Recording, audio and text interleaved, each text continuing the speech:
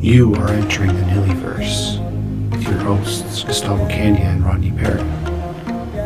This episode has been brought to you by the Society of Namecoin. No.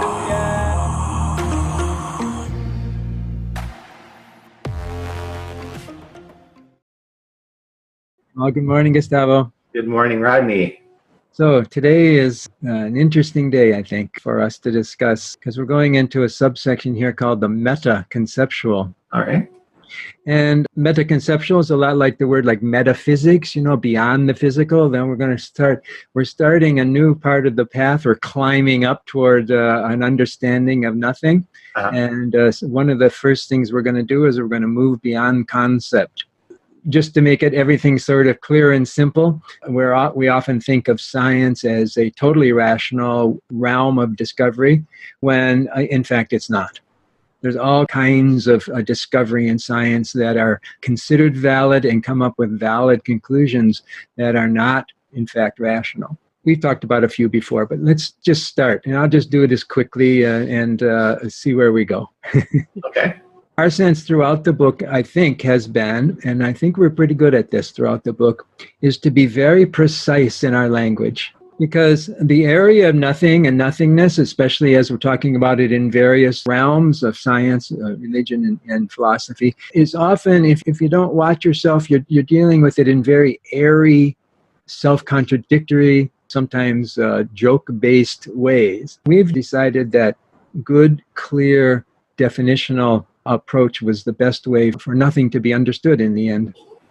And so we've dealt with the structure there. And so far, I just want to go over what we have already talked about. We've employed the word psyche. The word psyche includes both the conscious and the unconscious. Conscious being our daily kind of convenient experience of the world without any elaboration or even deep attention paying, but the kind of experience we have on a daily basis. The unconscious is, we've talked about the unconscious in four specific ways, and I should talk about that a little bit. We've already entered into this discussion of the unconscious, and we've been very clear. One way is that we've kind of, in a little bit of ironic tone, we've called the unconscious the UN, as just the prefix. Right. And we've done that because there's so much science writing, especially by cosmologists and other physicists who aren't particularly neuropsychologists or something. They'll often accept the unconscious as a legitimate source of insight, for instance. When we get later, we'll talk about insight, but never delve into what exactly the realm of the unconscious is. Right. They just use the word and then to just move on. That's just part of the unconscious mind. Yes. They hand waving, and then they wave the hand and say "un." So I kind of mockingly adopted the term of one way of talking about the unconscious. It's just the "un," the right. place where light is not shown. Then there's, of course, the most famous discussions by Sigmund Freud. Freud looked at the unconscious, as he called them, a thriving cauldron of atavistic forces. Atavistic, that's right. Atavistic forces. That means primitive, primeval, of the past, meaning the past from a person or the past from the human culture and so forth. And then there's a third way, and this is what comes out of neuropsychologists who say that the unconscious is a function of right brain activity as opposed to left brain activity. And so that's another way of talking about what the unconscious can be. And then the fourth is really interesting. Cognitive psychology are talking about a place where they call it parallel processing goes on. Mm-hmm. And this is one of the things that scientists have not, especially popularizers of scientists, have not contended with, that we've contended with very elaborately, is that thinking through a scientific challenge, thinking through a problem, occurs without any consciousness of that thinking going on at all. Right.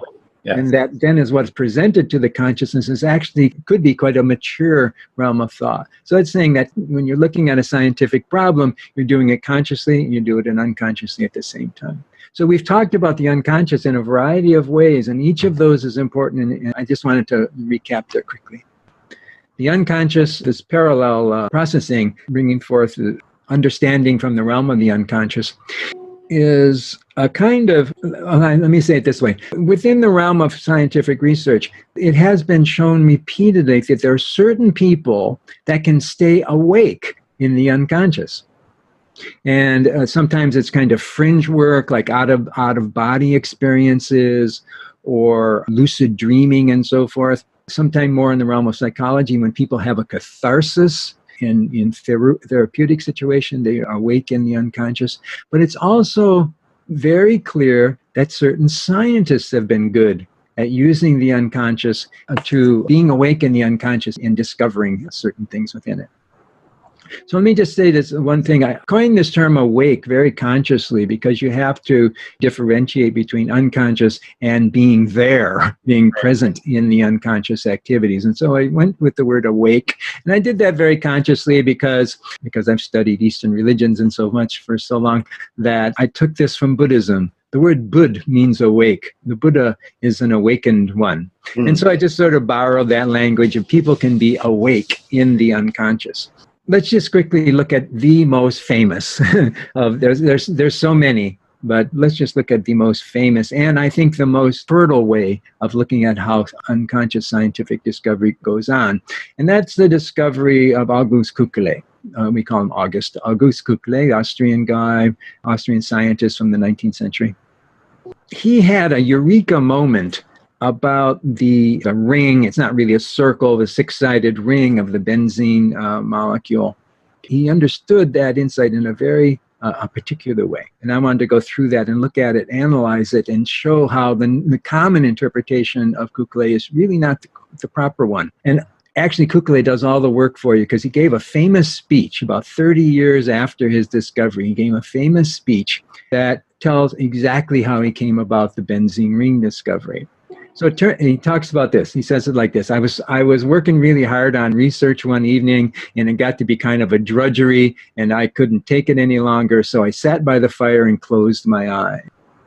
And so he has a sort of vision when he's sitting there by the fire with his eyes closed of atoms twisting and wriggling around like snakes.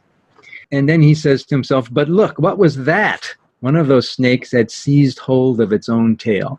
And so the vision that he had was that one of the snakes had curled around and had put his own tail into his mouth. That was his opening eureka moment, was that, aha, the benzene molecule is in fact an enclosed ring. Okay, that's the normal story. Now let's just look at the story just a little bit closer so that we'll have something to do with our scientific method discussions in the unconscious. First of all, it's important to point out, here's again an instance where images are very important in scientific discovery. We've talked about this before. We talk about the use of three-dimensional models and pictures and thought images to bring about discovery. This is, again, another example of that. So the normal way of telling the Kukule story is saying that he fell asleep in front of the fireplace and he had a dream. Right. But when he himself goes back and talks about that experience, he does not say that he was dreaming. He, in German, the word for dream is Traum. In German, the word for reverie is Träumerei. And he very clearly says that he was in a state of Träumerei, a state of what we call reverie. In modern psychology, often associated with Jung and so forth, that's called creative imagination these days. It's a state where you're awake. It's an unconscious state where you're awake, but you're not sleeping. And he was very clear about the fact that he had disciplined himself to use this state to come up with, to work on his scientific endeavors. So he clearly said it was Träumerei, not Traum. So the story of him falling asleep and dreaming about the benzene ring is not actually true. And it's much more clear to say that he was in a disciplined state of reverie. So just one more thing. There's it's called Ouroboros, oftentimes the circled snake and so forth. And I just wanted to point out once again that Kekule himself said, I have disciplined myself in using this state for scientific discovery. So before we go any further, let's just say, just do one more thing here.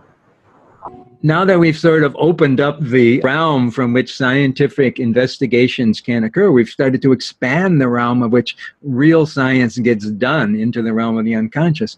We also have to remember that Kekule was a great scientist. He talks about in the fact when he came out of his Träumerei and had the image of the Ouroboros, of the snake doing his tail, he says this, he warns scholars not to get too much into these images unless they can be validated. And he says this: I spent the rest of the night in working out the rest of the hypothesis.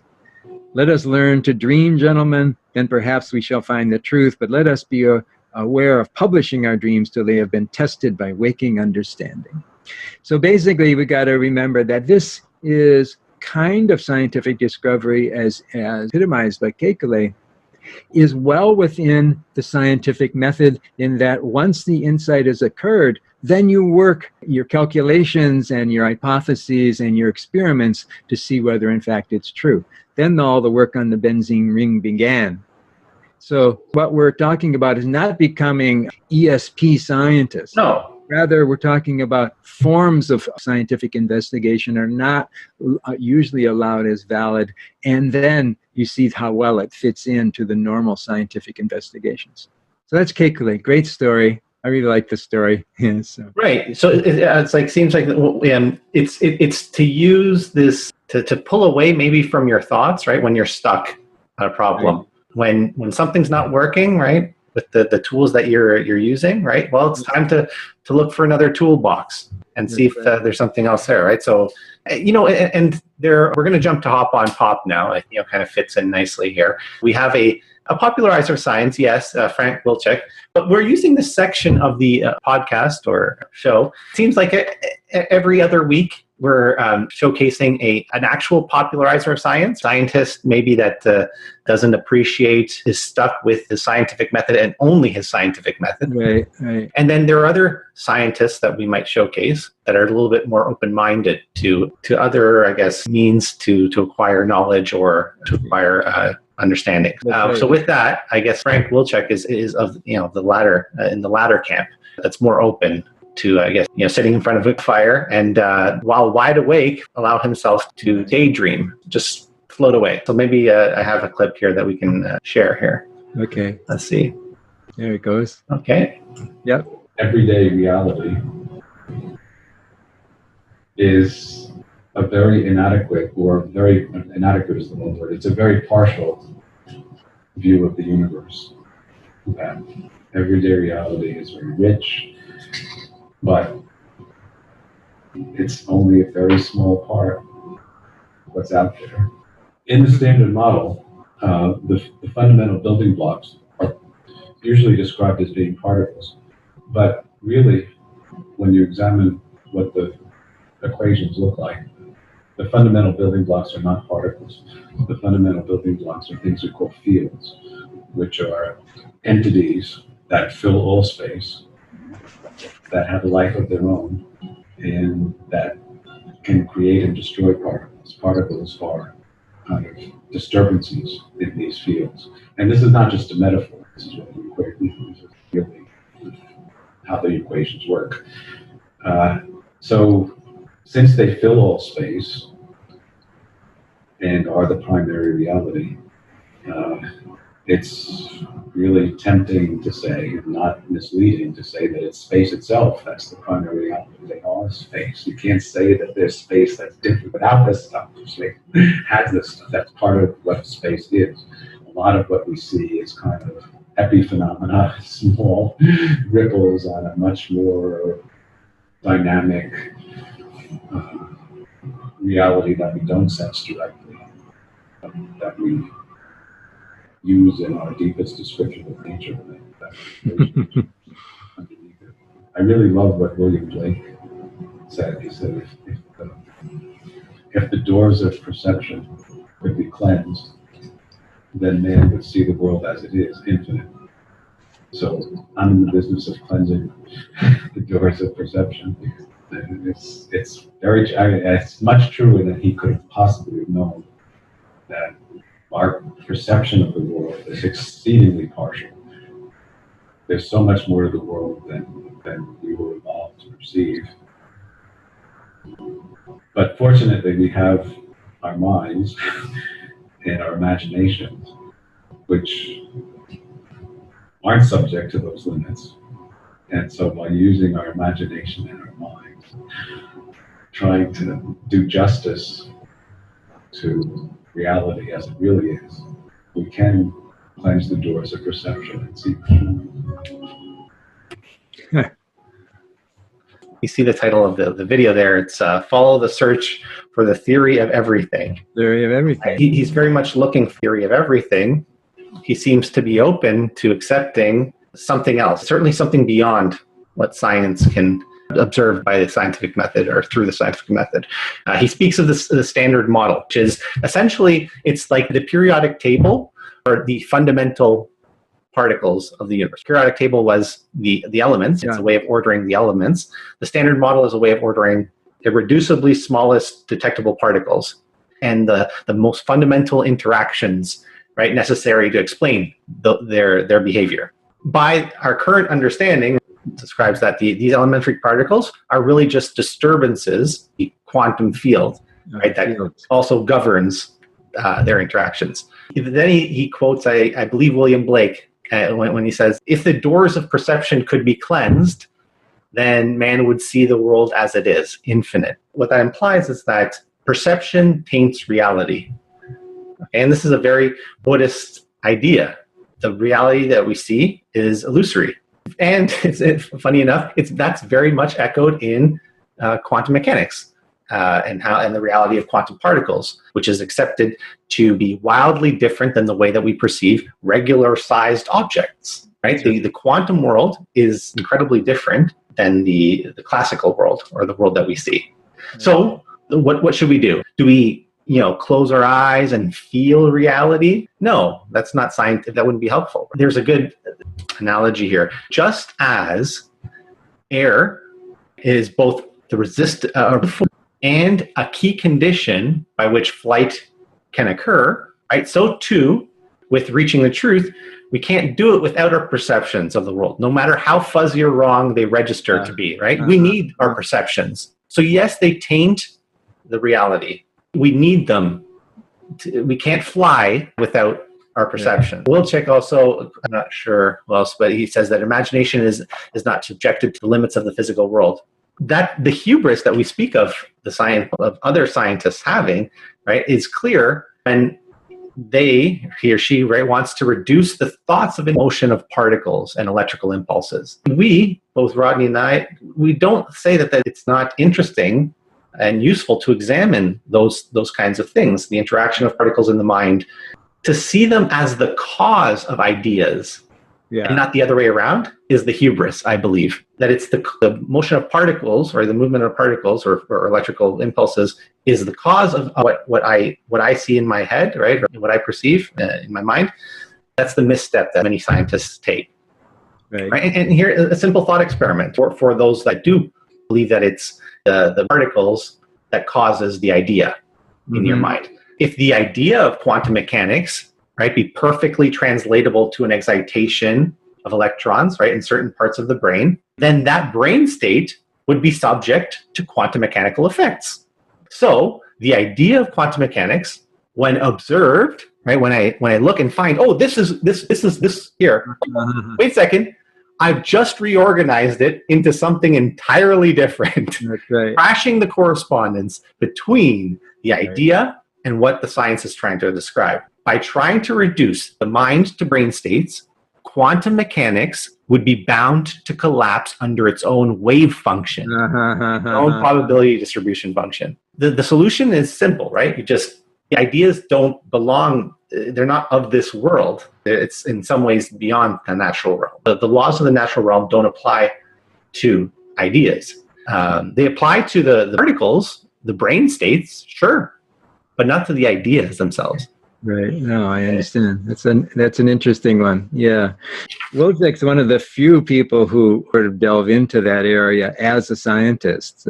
He's I like him. He has he's definitely a friend. He's definitely a friend. He has a good character about him. And I mean, he's a very well-respected man. He's a Nobel Prize winner and so forth. And if you look on his books are everywhere, and his YouTube videos are very popular. I mean, he's just an interesting fellow. He's saying that what we see in our daily experience is very focused, small aspect of the wider reality that we discover when we go into studies of quantum mechanics and so forth. And he's very mathematically oriented. I don't know if you noticed that one phrase. He says, this isn't a metaphor. This is what the equations say. Yeah, that they're disturbances, exactly. So the mathematics is his baseline, if it works. And then, but interesting to him is that the perceptions, like you're saying, limit your air, your metaphor, your chaotic about air, was that for him, the thoughts are limited, and so they're the resistance. But there's also imagination. There's also imagination which allows new sorts of understanding to come.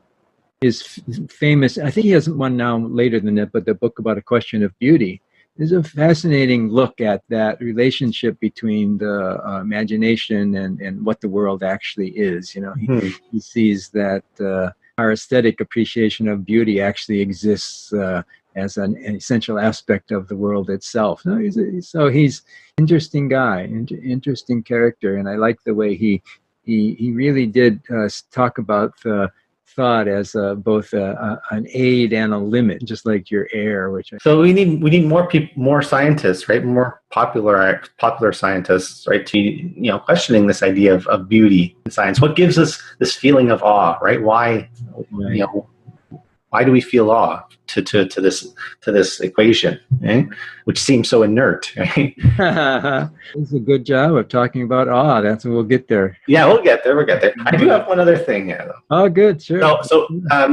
I got into my own reverie, right? And I thought that we can, what we can do is we can plot reality on a three-dimensional grid in a way where the x-axis could be man. Okay. And the y-axis could be nature. Okay, got it. And the z-axis could be God. We visualize that reality is a function of all three. It's a curve on this grid that's a function of all three, that considers all three aspects of reality. Well, the ancient philosophers, right, saw this entire space. And somewhere, right, in the Enlightenment period, the natural philosophers, a projection, three-dimensional curve onto the two-dimensional man-nature plane. That's right. Essentially separating God from his creation. I have a visual for you to help sort of. Let me share my screen. It's a clip from a YouTube video that pretty much speaks to this here. All right. But anyway, there's that's more or less it. So there's the XY plane, and you can see a parabola there. That's the parabola that's graphed over here on this side. So you can see the XY coordinate of that red point there. But if you go from the side, let's see where we let. Yes, you're going to get a cubic. You see what he did, right? So when we're looking at the when we're quite literally looking down on God, we're looking down through the z-axis, right down towards, so that we see the x and y plane. We have basically a parabola. We have reality being captured or being observed as a parabola. And you could say that to be charitable here with natural philosophers, they could have accepted if demonstration, right, was presented to them as if this is what you're doing. You could say that they could justify it constant. So he wouldn't affect the actual behavior, right? They wouldn't see this tilt. Right? They would assume that the parabola is just a vertical displacement along the z-axis that's not taken into consideration, but the shape, the form of reality is as described by the parabola. And the only thing that God does is just move it up and down in the z-axis. And so we could say, okay, fine, that's okay. We'll give you that. We'll give you that. The advantage, the reason that they did this, I guess, transformation is because it helped to define the curve. So we could make predictions, right, with this as a parabola, whereas a cubic, when you tilt it over and you see that it's cubic, maybe that was intractable. That kind of a reality for the natural philosopher was intractable. So we could excuse them. But today, what's happening with science is that they're taking that two-dimensional projection already, and they're casting a shadow onto it, onto the one dimension of nature. So we went from the ancients that saw the entire space, three-dimensional, to the natural philosophers that projected it onto the XY axis, the man. And then today's scientist wants to eliminate man altogether, saying that, well, man can be reduced to just particles and excitation, electrical impulses. Right. We don't need man anymore. All we need is one dimension of nature. Well, but you see now how you're degrading the form of reality as you do this. The same curve as described by a scientist versus a natural philosopher versus an ancient, you can see that it's orders of magnitude different. So the ancients could say by seeing the X, Y, and Z plane can see a cubic function. The philosophers could only see a quadratic function, right. And the scientists can only make a linear function, right? Granted, this is all metaphorical. And yes, there's a reason why we've gone this way, because in so doing, I guess being able to resolve the line of reality more clearly. But we're losing perspective by doing that. You can say that the degree in this analogy, or in this chaoptic, you can say that the degree of belief in God is your ability to tilt. You're looking straight down. You get two down on God, so that you can't see God. If you can believe just a little bit, then you can just tilt a little bit over to start to see a different shape. Two-dimensional shape again. Yeah, slowly, right? The more you can believe, the better you can. And remember that the degree of tilt is not just in one way. When you have a degree of tilt, then you can tilt round in the circle. So you can see you have a wider perspective. Consequently, again, if we're pushing the chaoptic to its limits, there's an attractor at every axis. In that the more time you spend thinking about either man, being ego, like nature, like the scientists of today, or God, to the exclusion of all others, the harder it will be to have a full range of tilt. So the axes actually act as attractors, which could in some ways be considered harmful if you get too close to one. What do? Well, one way of dealing with this is to push yourself as far away as possible from these axes, thereby essentially meaning that you kind of remain floating in the ether, and the pull of each individual axis, remember if it's again extending the analogy here or metaphor, if there's some sort of a gravitational attraction between you and the axes, naturally the further you are away from the axes, the less pull there's going to be towards the axis. So that's one way. Plus also the further away that you are, the more of the curve you can actually kind of see. That's one solution, right? Or the other way, first solution is that the pull of each axis, individual axis, is negligible. The other solution is to walk towards the origin, where all the forces act equally on you, and yes, perhaps annihilate you, but they annihilate you equally. I can't decide which way to go, right? Because they both sound pretty scary. But that might be a way of visualizing sort of what's going on in a quasi-mathematical way. Right. Oh, no, that's interesting. Yeah. Well, we'll talk about the going toward the center of the axis with kenosis later on, Planck principle and the kenosis, which is very similar to what you're just saying. And also, I mean, one of the things that's interesting that I get lost in where we are in the book exactly, but one of the times in the book we talk about the fact that the popularizers of science, the one universal approach to presenting science via the popularizers is that they don't use mathematics. That's the one axiom. We don't use mathematics because popular lay audiences don't know the math, so they wouldn't understand our books. And so in getting rid of the math, they have by definition introduced the person back into science. They become storytellers. Entering the Universe has been brought to you by the Society of Namecoin. Until next time. No.